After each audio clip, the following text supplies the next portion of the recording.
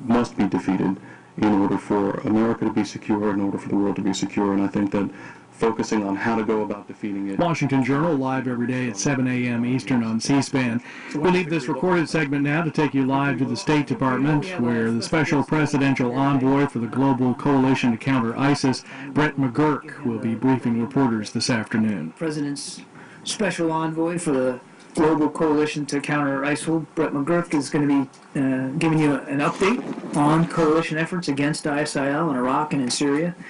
And then he'll stick around and be able to take a few questions, not many. And then after that, I'll get up here and we'll go through the regular daily briefing. I know there are a lot of questions about what happened in Mali today. I'll be prepared on the back end of Brett's briefing to deal with that and to take those questions and then whatever else is on your mind for today. So with that, I'll turn it over to Mr. McGurk.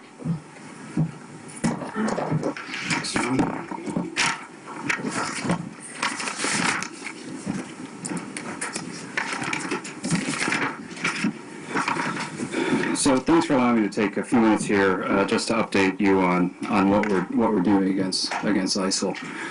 And I was with a lot of you in Vienna and then Antalya and then Paris. Spent an extra day in Paris. And a real theme, of course, coming out of those trips is not only our solidarity with the French, but our commitment across the entire globe, and you really felt this, I think, in Antalya, to accelerate our efforts against this barbaric terrorist organization. And what we are doing now, the steps we're taking have really been building for the last year. If you go back to a year ago, the thought of our putting real pressure on the heartland of ISIL and its main connections between Raqqa and Mosul is something we wanted to do, but it wasn't impossible to do that a year ago. Taking back major ground and territory, finding out about the financial networks, the economic structures, how they're actually financing themselves, and then trying to root that out. That wasn't possible about a year ago, even 6 months ago, but it's possible now. So I think we have an opportunity now, in the wake of Paris, to really galvanize the entire coalition and intensify our pressure across the board. And I would put it in two ways. We want to make no mistake. We're going to destroy this terrorist organization in two ways. We're going to suffocate the core, which is in Iraq and Syria, and we're going to suffocate the global networks. And the global networks is something that everybody's focused on now, and rightfully so, and I've said this before, we've never really seen anything like this before. 30,000 foreign fighters, these jihadi fighters coming from 100 countries all around the world into Syria and Iraq. Depending on who's counting, there are different numbers from the 80s, but it's about double the number that went into Afghanistan in the 80s. But those guys came from just a handful of countries. This is 100 countries all around the world. Myself and General Allen over the last year traveled to about 30 capitals and coalition capitals, including North Africa, Europe, Gulf states, Asia. And you heard a common theme of what's driving a lot of these young men and women to join this fight in Iraq and Syria, and it is this phony notion of the caliphate that Abu Bakr al-Baghdadi announced in the summer of 2014. And his core driving philosophy, if you really read it, going all the way back to Zarqawi in 2004, is this expanding state that they claim to be trying to create, this war of flags of constant expansion. So one of our core focus areas, therefore, in suffocating the core is shrinking that area, and that is happening.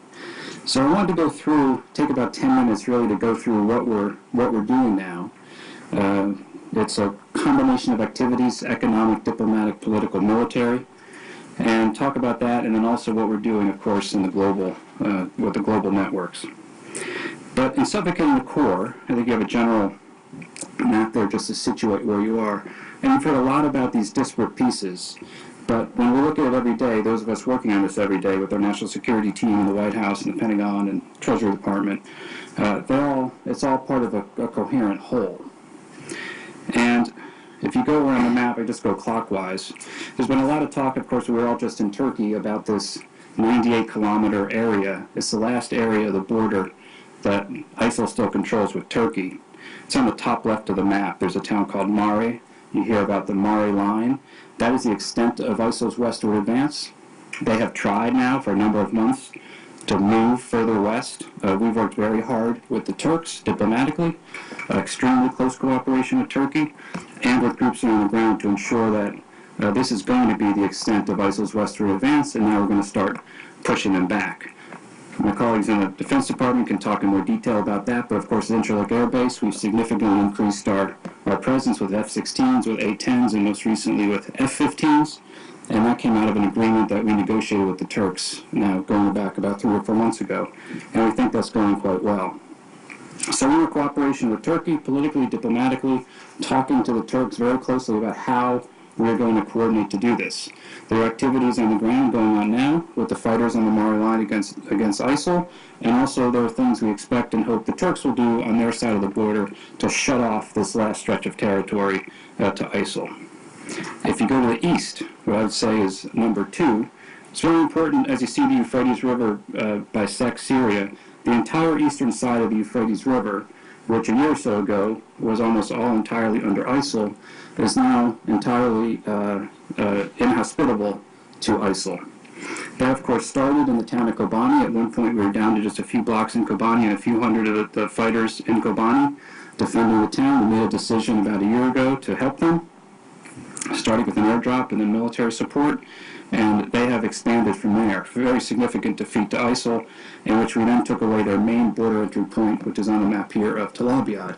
Tel Abyad was their hub, it was their economic hub, it was where they processed all of their foreign fighters.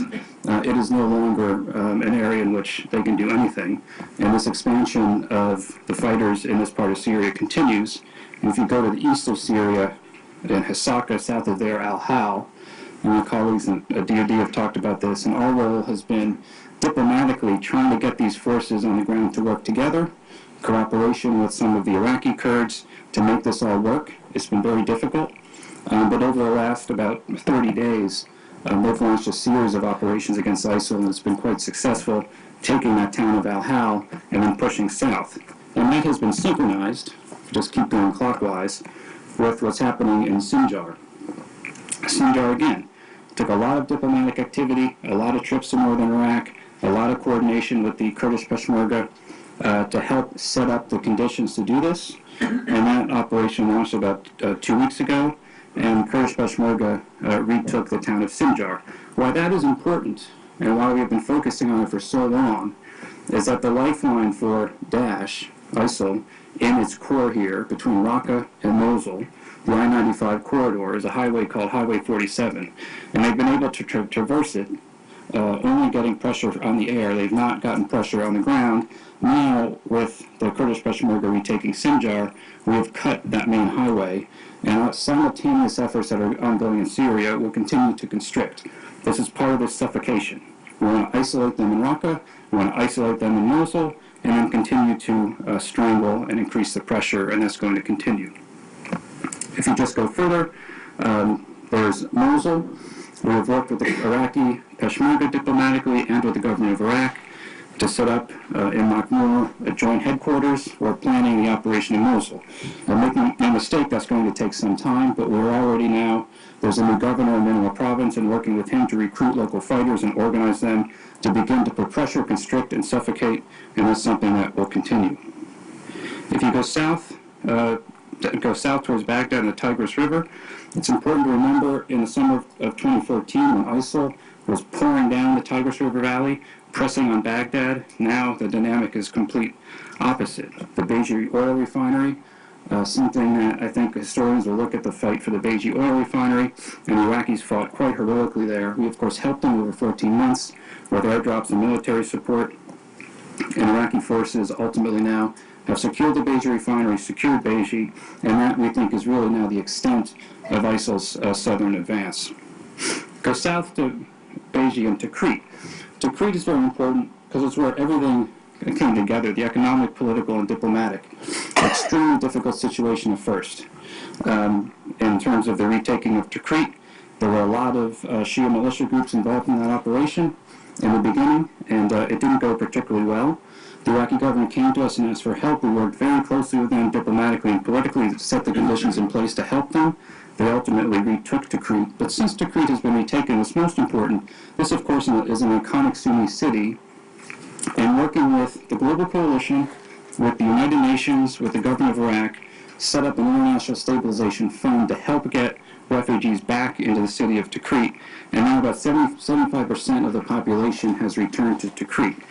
That's significant because in most areas here in Iraq and Syria, the population is not returning to their homes. We have it actually working in Tikrit. It's far from perfect. It's hard every single day. Our embassy team is working it every day with the UN and with the government of Iraq, and we're learning lessons every day of how that went and what we can do better as we move on to other areas. I'll just loop around because one of the other areas is, of course, Ramadi. Ramadi fell about 90 days ago, and it was a significant setback to the overall campaign, something we've talked about in detail. We know what ISIL wanted to do when they took Ramadi.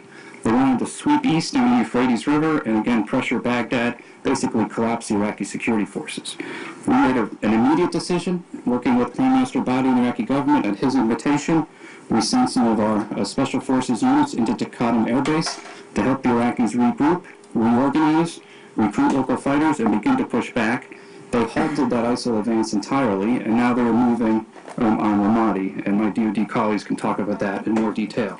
But given what ISIL tried to do and given where they are now, that is now going the right way, although it's extremely difficult. Iraqi security forces in this operation to take Ramadi have already suffered about 1,200 casualties, about 200 dead. They are fighting, they're dying to retake their country, and that's something that we are very much going to help them do. Two more points on this map before I get to the global network. Haditha, going up the Euphrates River Valley there. Haditha has been a focus for ISIL. They've poured everything they possibly could at it, and they have failed. We have worked with the coalition at Al Assad Air Base. I've been out there now a number of times ourselves. The Australians, the Danes, we are there not only working with Iraqi security forces, but also working with local tribal fighters, and they have now gone from defensive maneuver operate to actually expanding their presence and defeating ISIL and doing offensive operations. That's quite significant because we've had to work closely politically with the Iraqi government and pull a number of measures together on the economic, humanitarian side and the military side, and I think Haditha is where a lot of that has come together. The final point, just to finish the circle, is in Araka. Araka is where we think their leaders are, where we think a lot of their planning cells exist, and we are going to do all we possibly can, working with all the forces available, and working politically, diplomatically, and across the economic line of effort to isolate and entrap ISIL in Araka. So that's all I'll say about that now, but I think the fact that just last week, going after Jihadi John, the fact that Junaid Hussein, we found him on the streets of Raqqa, and we're able to conduct very precise target operations thanks to the great work that our colleagues do, and that's going to continue. We've seen that as we continue to put pressure on ISIL, they make mistakes, they do stupid things, and we're going to really do all we can to intensify the pressure over these coming weeks. When we talk about outside the core and the networks, these are the foreign fighter flows, the foreign fighter networks. We've done a lot over the last year. When we started the coalition, there wasn't much focus on this at all, quite frankly. We passed a Chapter 7 resolution since that time. We've had about 44 countries have passed new laws, 22 countries reinforcing legal frameworks, but most importantly, we've had about 34 countries now around the world, and it's quite significant, have arrested foreign fighters or broken up cells and networks. And what we want to do now within the coalition, this started some time ago, but we really need to accelerate it, is it's one thing to break up a plot in one capital and another capital. It's another thing to work across our law enforcement intelligence communities, work within a coalition to share information and just collapse and shock the networks. And that's what we want to do. We need to work as a global community, as a global coalition to share information. As one capital breaks up a cell, as another capital breaks up the cell, we have to connect the dots and shock these networks and collapse them. There's a role for every country in the coalition to play in this regard. There's a role particularly for Turkey to play, but there's also a role for what we call the source countries, in which people are coming from capitals all around the world into Turkey and then into Syria. Within the EU, they've had a debate for some time about what we call passenger name registries in terms of passenger airplanes, and the debate between privacy versus security is something that they've been debating for some time. We obviously feel very strongly that we have to get those PNR instruments in place We know how to do this. We are very focused on the homeland. We know everybody coming in. We keep these records very carefully. Bureaus here in the State Department track this every single day, and it's something that we need our coalition partners to assist with, and we believe very strongly in their capitals to do the same. I know the EU is talking about this today in Brussels. I will be seeing their political director later today, and we feel very strongly that now is the time to move forward on some of these very important protections. On top of this effort against ISIL is the ongoing conflict in Syria, and many of you are in Vienna, and of course this is a primary focus of ours. And really the core element of that second Vienna communique is not only a timeline in which everybody has agreed upon, but getting all those critical countries in the room, the entire permanent 5 members of the Security Council, the Saudis, the Iranians, and everybody else. Those have been very intense conversations, but I think overall very constructive conversations. And a key element in that communique is the concept of a ceasefire, because there's broad recognition that we all need to focus on these terrorist groups, and that the ongoing conflict between the regime and the opposition can sometimes get in the way of that. However, that conflict will not wind down unless we have a credible process for a political transition. So there was some convergence of views. I think the process in Vienna has been constructive, and that is obviously, as we're focused on ISIL and suffocating the networks, we're focused very intensively on the diplomatic track, because many of these things are linked.